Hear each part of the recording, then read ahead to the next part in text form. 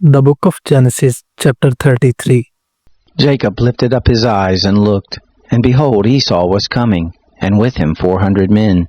He divided the children between Leah, Rachel, and to the 2 handmaids. He put the handmaids and their children in front, Leah and her children after, and Rachel and Joseph at the rear. He himself passed over in front of them, and bowed himself to the ground 7 times, until he came near to his brother. Esau ran to meet him, embraced him, fell on his neck, kissed him, and they wept. He lifted up his eyes and saw the women and the children, and said, "Who are these with you?" He said, "The children whom God has graciously given your servant."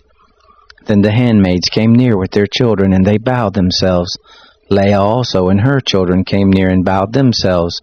After them, Joseph came near with Rachel, and they bowed themselves. Esau said, "What do you mean by all this company which I met?" Jacob said, "To find favor in the sight of my Lord." Esau said, "I have enough, my brother. Let that which you have be yours."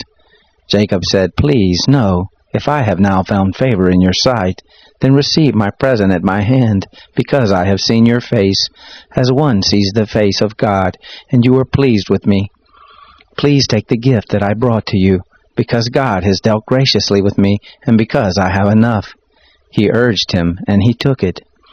Esau said, "Let us take our journey, and let us go, and I will go before you." Jacob said to him, "My Lord knows that the children are tender, and that the flocks and herds with me have their young, and if they overdrive them one day, all the flocks will die. Please let my Lord pass over before his servant, and I will lead on gently, according to the pace of the cattle that are before me, and according to the pace of the children, until I come to my Lord to Seir." Esau said, "Let me now leave with you some of the folk who are with me." He said, "Why? Let me find favor in the sight of my Lord." So Esau returned that day on his way to Seir. Jacob traveled to Succoth, and built himself a house, and made shelters for his cattle. Therefore the name of that place is called Succoth. Jacob came in peace to the city of Shechem, which is in the land of Canaan, when he came from Padan Aram, and encamped before the city. He bought the parcel of ground where he had spread his tent at the hand of the children of Hamor, Shechem's father, for 100 pieces of money. He erected an altar there and called it El Elohe Israel.